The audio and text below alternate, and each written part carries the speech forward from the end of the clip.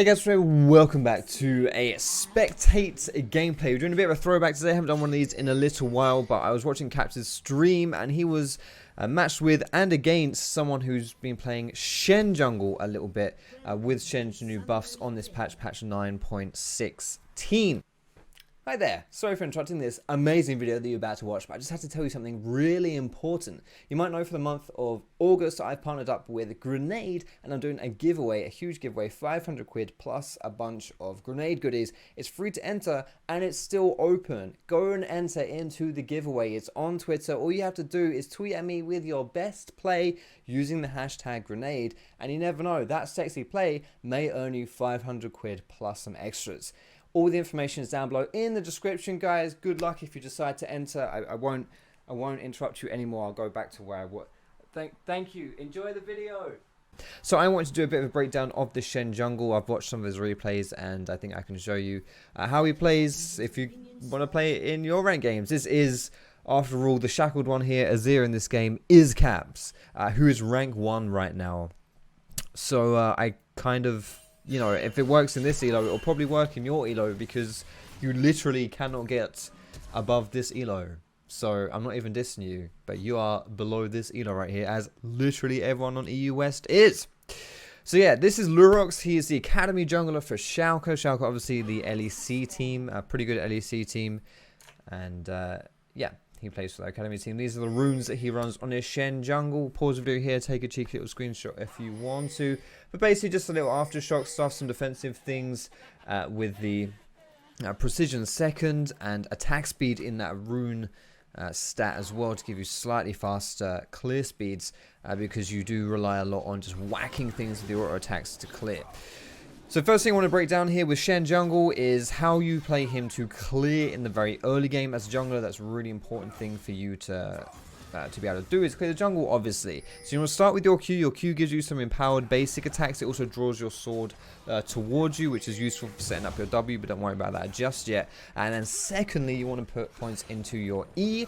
This is important because this is your AoE damaging ability, and this is why as well right here Shen has bought the Hunter's Talisman and not gone for the Machete. Hunter's Talisman, really good for AoE camps because what it does is everything that you hit with an ability, every unit, every jungle monster you hit with that ability, you're going to leech some of that life back. So it's really important when you're doing AoE clears, as you'll see with him going towards his chickens right here. He's going to line them up and he's going to taunt them. Just like that, and then he's hit every single one. 1, 2, 3, 4, 5, 6. And if you can see on the unit frame right here, health drain, suffering magic damage every second as its health is being stolen. That is happening 6 times.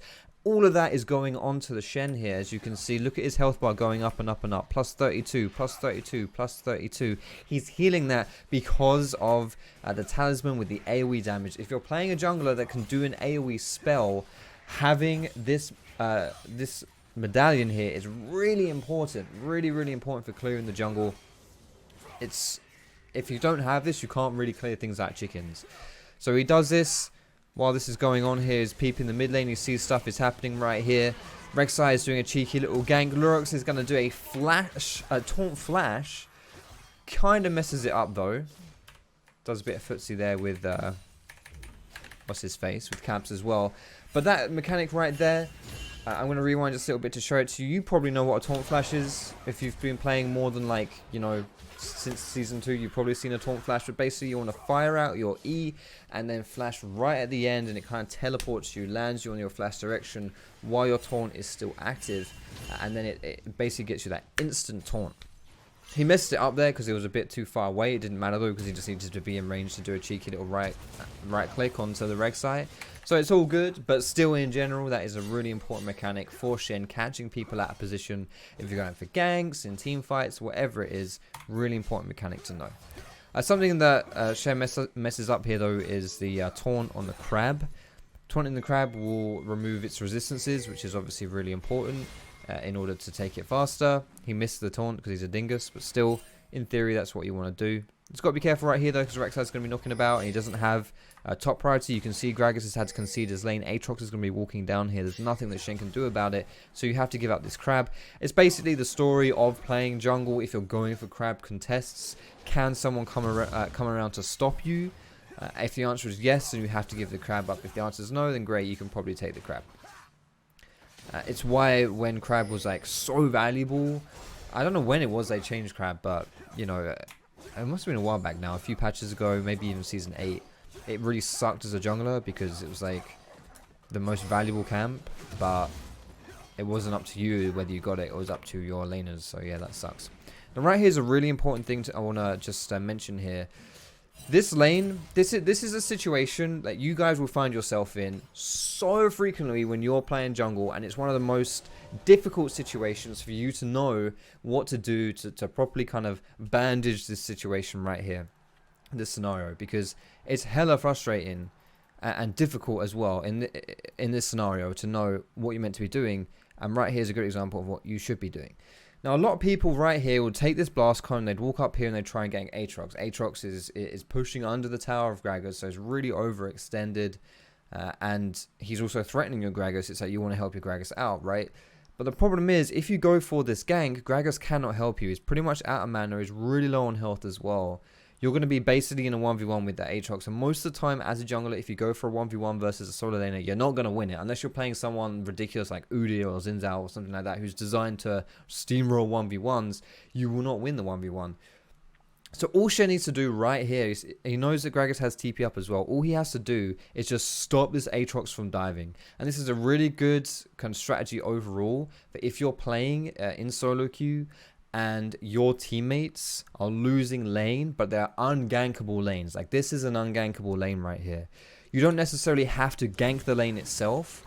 You can just play around keeping your laner safe by preventing those dives. That's all you have to do. And that's the only reason Shen's here right now. He's not there to make a play. He's not there to go for the gank. He's just there so that if Aatrox goes for the dive, he can counter it. And then he can make a play with that Gragas. Because that's the only way the play is going to happen. Now, when you take your Krugs in your first clear, it means that your Krugs are going to be up again to take at the 430 mark. We're now 530, so these are going to be up. Take these down. They give you a lot of experience. Is one of the big benefits of starting on the red side of the map early on into the game, because then you can take these Krugs when they respawn again, and you just have a really nice clear. Now, Shen right here is deciding not to go for his chickens because his Nautilus has gone for a cheeky little roam. And again, this is something that's important to do as a jungler. People say, you know, when do I farm? When do I gank? A lot of the time, if you think something is going to be happening on the map, if you think a play is going to go down, then that is an opportunity for you as a jungler to go to that area, to go to that location, and just sniff about. You don't necessarily have to achieve anything like in this scenario right here. Shen doesn't get anything here. But it's a good idea for you to just go for, just be in the area in case something happens. You never know, and a lot of the times, even if you don't know if something's going to happen, more often than not something does happen. And being there in the right place at the right time is a big skill of being a jungler. I want to talk a little bit here about Shen's itemization here. He's going for that Balmy Cinder Rush with the Cinder Hulk, obviously. Now, Tiamat is a good choice for someone like Shen. Is this really loud for anyone else, or is it just me? I'm hoping it's just me, but I'm going to turn it down anyway. Tiamat is a really good choice for someone like Shen. Because it gives you good AoE clears where otherwise you would be struggling. But he doesn't really need to go for that if he rushes that Balmy Cinder, if he rushes that Cinder Hulk. He'd have better AoE clears here, but this allows him to fulfill the role of being a tank for his team and play around his carries, which is what he'll be doing this game with the Kai'Sa, with the Syndra. Let these guys carry and just be like a frontliner body to protect them. Something that's really important here as well that Shen has done is he clears enough jungle camps to reach level 6 before he recalls, because this is kind of like a Karthus situation here, where you see something happening, it's really OP. You don't have to be. I was talking about being in the right place at the right time. You don't have to be in the right place at the right time, because you can just press R, and then suddenly you're impacting the whole map. But it was really important that he got his level 6 before he recalled, because if not, then he could have, you know, not done this camp whatever and recalled, got his Cinder Hulk and walked back into the jungle. But if he does that, then it's more time he spent level 5, not time spent level 6. He wouldn't have been in a position to counter that play. And when you're playing someone who has a global ulti, especially from the jungle, you want to get that level 6 ASAP. And so Shen, easy peasy lemon squeezy. You just keep your eyes peeled on the minimap if you're playing Shen. As soon as you hit level 6, you just want to have your eyes glued down on what's happening and use your ultimate to counter plays. It has a really long cooldown, so don't mess it up if you can.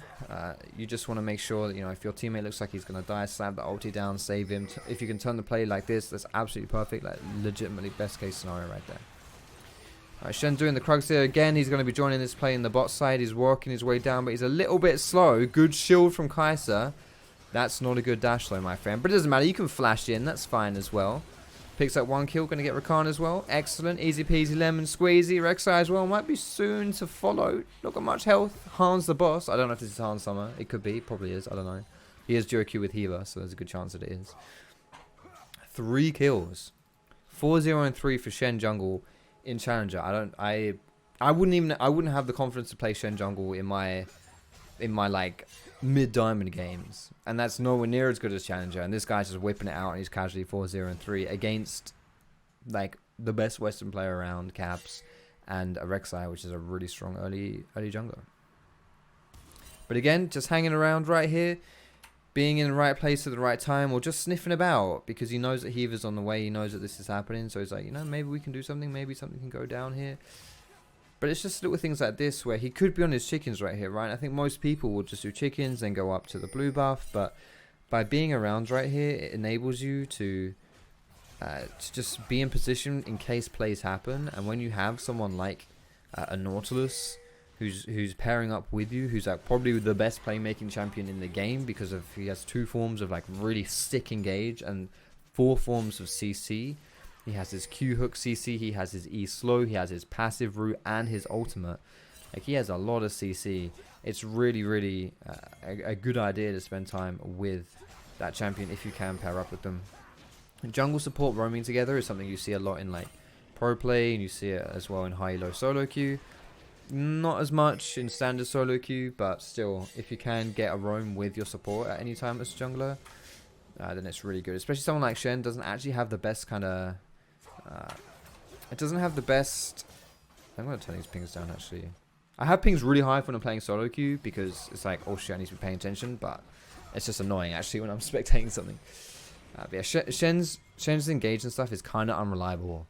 Like, his taunt is great, and he can jump on someone with his ulti, but he works better as like either flanking, so coming in from behind, which you can't really do if you don't have teleport, or if you can set up with someone. Excuse me.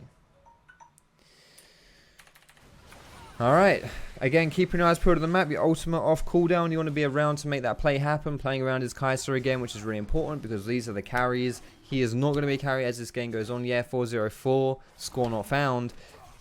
As this game goes on, he's not going to be the primary source of damage for his team, so he wants to make sure that the champions on his team that can deal damage are getting decently ahead and are able to, you know, to influence, to take over when he's kind of like passing the baton over to them.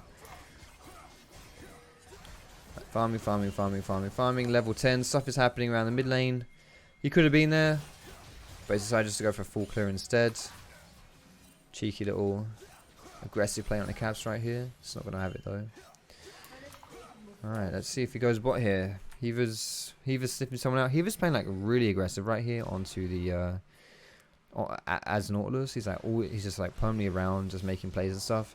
This is kind of how you carry games as support. People say, oh, support's so useless, can't carry, blah, blah, blah. It's like, Heaver's just everywhere. You know, like, he's engaging and making plays on his map. He's engaging and making plays in the, like, in mid lane. Like, and he's here again now. Like, you know, he's just everywhere, you know. And this is how you carry support. This is exactly how you carry support. Right, gonna get this cheeky little herald here as well. Speed this one up. Beautiful stuff. I haven't shown you the skill order, but you can see it down here, right? You're maxing Q, then E, then W last. Q is your primary damage source. E to lower the cooldown on your taunt. All right, it just takes a cheeky little free ride into the enemy tower. That's fine. And there you go. Excellent. This is good timing here as well. So when you use this herald, you want to make sure that people can't really defend against it, obviously. And there's a few reasons why they wouldn't be able to defend. Either you've killed someone, so you put it down and just go for it, or you've caught them in like a recall, or they're on like the other side of the map. Right here, what happened is at the top side of the map, Rek'Sai was up there with Aatrox, and so he also knows that Caps can't interrupt this with his ulti. So he's got, okay, you know, Rek'Sai's not around. If the jungler's not around, the top lane's not around, and the mid laner can't stop me, then it only leaves like Rakan and Vladimir to be around here. And you know, he had his own team around. It's like, yeah, sure, let's go for it. Again, another display right here of being just hanging about in case something happens. Honestly, if there's something that you take away from this game, and if you want to improve as a player, what you have to do is you have to like watch good. Well, one of the ways you can do it is watch good players play, and then draw parallels between their gameplay and your gameplay, and just think, okay, what are they doing differently that I wouldn't have done in this scenario? And when I look at this, I think there's been a few examples here where I would just be farming the jungle, and this guy isn't. He's hanging around areas like sniffing about, waiting for a play to happen. This is another great example of that.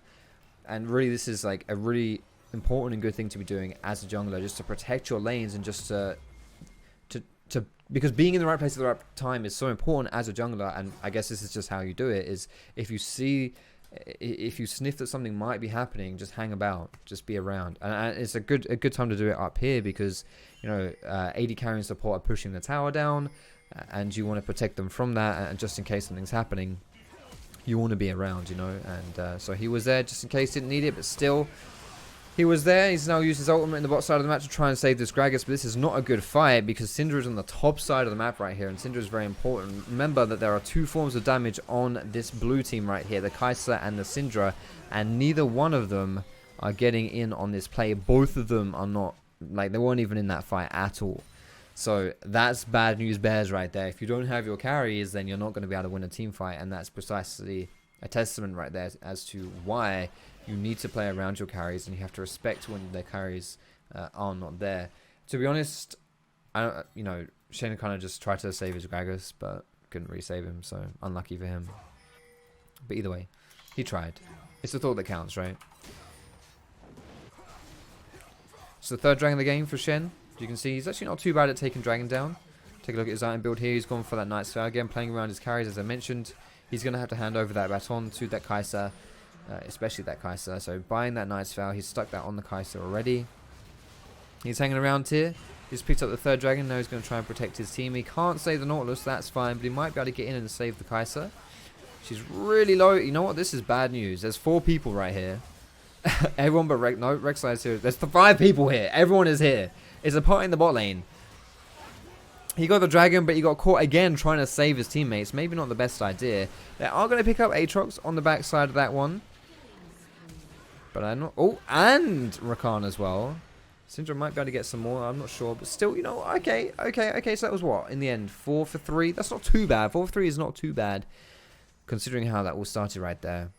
But again, you know, this guy's getting baited by his team. His team is doing really dumb stuff, and he's like trying to come in and help them, but he really shouldn't be. But I think he's got his ult up now, right? He should have his ulti up again. He does, so he can join this play. There's a Nautilus. Dash over the wall. Not sure he's going to be able to do this one, though, but still. There's the tower. He's going to get chunked. Oh, my goodness. Yo, I swear, like, the last kind of 2 or 3 minutes, this guy's just spent more time being dead than anything else. He's going down. You know what? But it's just a bait. And it's just a bait. See, good things happen to good guys, and he's only dying because he's a good guy, right? He's dying because he's trying to help his team. He's trying to make the place happen on his team. See, I told you, good things happen to good guys. He suicides, he dies, he ints, but his team's around. They're able to mop up a little bit there. That's 2 kills now to their name as well. See, anytime this guy goes in, this is it, guys. See, if there's another thing that you can learn from this game right here, it's that, you know, what goes around comes around. If you're a good guy, it's a good way to live your life, because you know you're gonna reap that good karma, and his team's picking up the kills. Beautiful stuff right there. Side note as well, guys. I know we're not really focusing on the Kai'Sa this game, but still, she rushed that executioner's calling. That 800 gold might seem like, it's definitely not a waste, but it might seem like a hefty price to pay in order to, you know, to go against your core build. But it's really important if you're laning versus this Rakan Vladimir, plus there's an Aatrox on the enemy team as well. It's really, really, really valuable. If there is healing on the enemy team, guys, don't be afraid to buy like the Morellos or the Executioner's calling. Rek'Sai is dead in the Baron pit. It doesn't really get more spoon-fed than that, does it? That's going to be a free Baron for his team as well. You want to make sure as well, just because you got the Baron doesn't necessarily mean that you're stronger than the enemy team in a pure 5v5, especially if you took a lot of damage taking it. You want to make sure you don't die and lose the Baron buff, because then it's kind of pointless taking that Baron buff. And of course, likewise, if the enemy team has taken Baron, you think you can maybe get a few cheeky kills. Of course, don't force it too much in a way that you're just going to suicide. But if you can, force some kills and knock down some Baron buffs, especially if you can get them off of split pushes. So say like the red team had taken the Baron buff. If you were able to get it off like Aatrox or something like that, or if there's like a Jax on the enemy team, or like Fiora, or you know, these kind of classic split push champions, if you can remove Baron buffs from them, it's actually really, really good, because they're going to be sitting in a side lane split pushing, and if they have Baron buff, their split push becomes like really scary. You take that away from them and it's a lot more manageable. Let's speed up a little bit right here. He's basically gonna be, I was gonna say, it's basically just like hanging around in mid to clear waves, and then he's gonna press R and join team fights. Like, that's all he's gonna do, just play around his team. Pretty boring stuff. As far as itemization now, he's just going like full tank here. It looks like he's going into Spirit Visage, which I think Adaptive Helm would be better here, because it's really good versus Azir, because Adaptive Helm's good versus like multiple instances of damage from the same ability or spell. So like Azir's Q, when he's like just like right clicking you, I think that would be better. Spirit Visage is good if you have healing abilities and you want to enhance those healing abilities, but Shen doesn't have healing, so not really worth it. It's going to be the 4th dragon for the blue team here that this guy has secured. That's actually pretty impressive, especially considering he's playing fucking Shen. But still, 4 dragons for his team, every single one down to the hands of this guy right here, Dragon Slayer, Dover King, Shen Jungle. Beautiful stuff. Yo, this guy has pushed out really bloody far. Okay, so in this scenario right here, I'm going to pause, right? Because this is a classic learning point. If you're playing in like, you know what, I'm going to say everything below like, you know what, I'm going to say every elo, but the lower you go, the more frequently this happens, right? But this happens in like Diamond as well. Like, this happens all the bloody time. If someone gets caught with their pants down, what do? What you do is you run down mid lane. In this scenario, right? You run down mid lane. You don't go and help them. You say, screw that noise. These guys are donezo. Like, I'm leaving you. I'm going to try and get something somewhere else. Like, if they put all of their pressure on, like, this in right here, you either have the option of, like, going here yourself and answering it and trying to, like, clap back. Or you can just try and, like, put your pressure somewhere else, you know? And if you can make greater pressure than what they're making, then boom, like, you won. You know, like, that's, you win that exchange. But so many times I see in solo queue, especially when I'm, like, VOD reviewing low elo players, what they'll do is, if they see someone's in trouble, they try and help them. And it's like, no, sometimes, you know what, screw it, that's fine. Just let them go down and you do something somewhere else. Like, Syndra dies right here, but they get a tower, they threaten this push here, and if Azir isn't here to defend this, bam, they probably get this tower too. Like, and that's what you need to do. It's really important that you're not just mindlessly running around wherever the action is and thinking, yo, I've got to help this shit out. To be honest, if this guy had ulti, I wouldn't have put it past him to ult that Syndra there, even though he definitely should have done that. But he didn't, so it's fine. But yeah. Looks like he's not actually going for the Spirit Visage here. He's going for like Warmogs or something. So yeah, like I said, I don't think Spirit Visage is really that good on Shen. So glad he's not gone for it. Alright, let's fast forward a little bit here. Heaver's on the back line, but he's a little bit caught. That is going to be an ult onto Heaver, but fortunately that doesn't connect. Although I don't know, maybe they could have collapsed on that one. Actually, he is really tanky. Dude, Vlad is so fast. And disgusting. Alright, here we go. Okay, we're going in. That's 1 down. 1 for 1 so far. Good disengage ultimate there from the Gragas. Shen now is hovering around his Syndra. His Kai'Sa's going towards red buff. They want to disengage this one. They can't make this one happen. Although, yeah, just run away, boys. Just run away if you can. I have a bad feeling about this. Just run! No!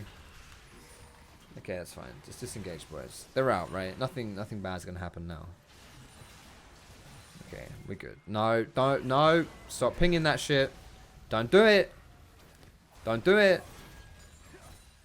This tower's taking his pet Syndra out for a walk. Oh, God. Okay, yep, nice. Alright, good shit, good shit. Caps is clapped. Caps is down. Good taunt. That's the taunt flash I was talking to you about. I'll just rewind really quick here just to show you that, how that works. So here goes, you see a target, you taunt. And then so you're just taunting, you're just pressing it right at the end, bam, you flash. And that flash right there essentially extends your taunt range. And that's how you catch people out of position. Because if you're going to flash taunt, then it's really easy to dodge. Like, really easy to dodge. And it's also really easy for you to miss it. When you taunt flash, you just put your cursor on where the enemy champion is and bam, you've got them. If you flash taunt, then you put your champion towards where the cursor is, and then after like a second, you'll land at that target. You'll land at your destination, and sometimes, you know, you've already lost your target at that point. Baron is going to be spawning relatively soon. This is the next objective that these guys want to take. You're not just running it down and pushing lanes endlessly. You want to push out your side lanes, especially bot lane. You want to get that one pushed out so you don't have to worry about that anytime soon. Go towards this this Baron. Put your pink wards down. Sweet vision around it. Make it really dark for the enemy team. This is the vision for the enemy team right here. They can't see in the pit itself. They can see this outside, but they can't see in the pit. And so they're just going to take it really, really easy by denying all that vision. Easy peasy, lemon squeezy. It goes really fast as well when you have a Kai'Sa on your team. And then just now you can group up, and now you can run it down mid. Stuff's happening here. There we go. Gets the ult in onto the Nautilus. You can use your ultimate purely to save it for your carries to play around them. But honestly, using it on like your front line and stuff like that allows you to get into the fight first. And by doing that, you can actually cause a lot of havoc, and you can create like a safe space for your carries to then, you know, like walk around and do whatever they need to do without actually directly ulting them and directly helping them. You do help them indirectly by creating that safe environment for them to play the team fight. What is that TP top doing? Oh, it's going to collapse on Syndra. Syndra's dead. Oh, look at this. A 5th dragon for Jungle Shen. Yes, please. Oh, shit. No, wait. What's going on? Oh, gosh. No, not 5th dragon. Sorry. I jinxed you, mate. I spoke too soon. No, don't help him. Don't do it. He's going to do it. He's going to do it. He's going to do it. Yo, be careful, buddy. Shen, mate, be careful. Is he good? Nope, he's dead. He's dead. I'm pretty sure I heard him use his taunt as well. He taunted like mid-shuffle right there. Oh, shit in hell. See? Yo, whenever this guy goes down, good things happen to good guys. See? What did I say? Anytime this Shen shits the bed, his team just mops up. That was actually beautiful. I want to see what happened there. Like, what? This Gragas, he just QE flashes. What was he even doing there? He didn't even TP in. He didn't even TP. Yo, can I rewind this a little bit here? See what this bloody Gragas was doing. So he's in this team fight. He's in this team fight. And he's just running away, just chilling. And then they just forget that this guy exists, basically. They just genuinely forget about him. So he's going to Q. Yeah, QE flash. Or WQE flash. How did they forget about Gragas? Whatever. All's good. Good bait there by Shen. He has got that adaptive helm now as well. Beautiful stuff. Really good against that team. And he's stacking these control wards, playing around his team right here. He does have that ultimate up right now, that Stand United. So if he decides to make this play, if you know, honestly, they might even be able to threaten a dive here with, you know, the tanky Nautilus. He's got that locket now as well. Plus you get a Shen ulti. I actually think you might be able to do something really aggro here. But still, we've got like a split push can going on here. Shen pushing down that mid lane. He doesn't have to be grouped with his team. He can pressure a different lane because he can just join the fight with his team with that ulti. So he doesn't have to worry about being around with his team necessarily. Now, the downside to this is there's no Baron buff, so it's very easy to wave clear, and Caps is doing that. This is actually a really nice ulti. This ulti just zones Caps away from the tower. And from here, it looks like the blue team can go for that tower push. Vlad's going for the counter engage right there. Gragas doing his own counter engage. And Shen. Oh gosh, Hans, how much? What the? He just dashed right in. He's taking down the Rakan. He might go down himself though. Nope, he's too strong. Kai'Sa, disgusting champion. Easy peasy, lemon squeezy. I actually really like that ult from Hiva though. I really like that ult from Hiva. Just to zone Caps away from the tower. Where's Shen? Oh, I'm looking at Shen. I was so confused there. Zone Caps away from that tower, which then makes taking that tower like really, really easy. Doesn't even kill him, just makes it easy to go down. Now that Warmogs will be coming through soon. There's the taunt. I think he's going down. Oh, good Zonya's right here. He's really bloody tanky. He's fine. Good stuff. That should be the game right there. Pretty sure they can't defend this one. Oh, actually, nope. Nope, this is not going to be the game. Alright, well, we still got a little bit left here. Let's, I'm going to fast forward a tad, though. Rest and pepperonis, nice try at the end. Baron is respawning, so again, rinse and repeat. Pretty standard stuff right here. You want to push in that bot lane and then go towards the Baron. Of course, you don't really need to do that, though, because bot lane's already pushing in with their super minions, which is why super minions are so powerful, because they allow you to just have permanent pressure in the side lane, or any lane, obviously. And then you can use that to get stuff on the other side of the map. In this scenario here, bot is hard pushing, so you just run towards the Baron, and the enemy team can't really do too much about it. If it were to be like a Baron dart, like the enemy team, like red team, just walked up here to try and steal it. But if it became like an extended play, red team would be screwed, because they would have to recall at some point, because bot lane's just pushing really hard. Alright, this is going to be the 5th dragon of the game. No, wait, whoa, your blue team actually got this dragon that they all ran away from. I didn't realize that. Okay, so this will be this is the 6th dragon of the game. Jesus. He's got 3 pairs. That's mad. Alright, good stuff. Two mountains, 2 clouds, 2 infernals. Really nice stuff right here. And he's huge. His bot is, whatever that is, Elixir of Iron, I reckon. Yeah, Elixir of Iron. So he's huge. He's got 4.5k health. With that Warmogs. Just knocking down those inhibitors here. There's one more on the top side, but there's also a naked Nexus. If the blue team decide to just run it down and go for this play right here, we'll see what they decide to do. Gragas ulti is on cooldown. Decent poke here as well. There is a Baron buff, so if blue team want to play this one slow and wait for minions to get in and empower them with the Baron buff, they'll be super minion empowered as well. That'll be pretty good. Caps almost goes down right there, has to use his flash. Shen on the back side of the map still has his ultimate if he wants to use it for the shield. Perhaps just chuck it on. There you go. Uses the shield on the Syndra. Beautiful stuff. I think this should be it for the blue team here. Maybe, hopefully, potentially. Maybe. Good taunt. That saves Syndra. It's not going to get him killed, though. Caps has killed Heaver. Yeah, Hans is too much. Kais is too much. That's going to be game right there. Guys, thank you so much for watching our gameplay today. Or our thingamajig. I don't know. Spectate. Oh, I can't do my thingies. I can't do my my special stuff on screen. Guys, thanks so much for watching. I hope you enjoyed this. If you did, feel free to give me that cheeky thumbs up. You can subscribe to me for more League of Legends videos and gameplays or spectates a bit like this one. I love you all. Hope you learned something. Let me know down below in the comments if you want to see some, if you have ideas for what you want to see in the future. And if you did learn something, let me know what you learned, because I'm always interested to see how these videos are perceived by you guys. I'm going to swap over to this right here. Oh, wait, this works fine. Okay, yeah, that's fine. There it is. You can get that cheek thumbs up. I knew it. See, now I'm at home. I'm good now. I'm good. I'm in my safe space. Subscribe and flick the bell to get those notifications of when I am going live. Thanks so much for watching, guys. Have a fantastic day. I love you all, and I will see you in my next video.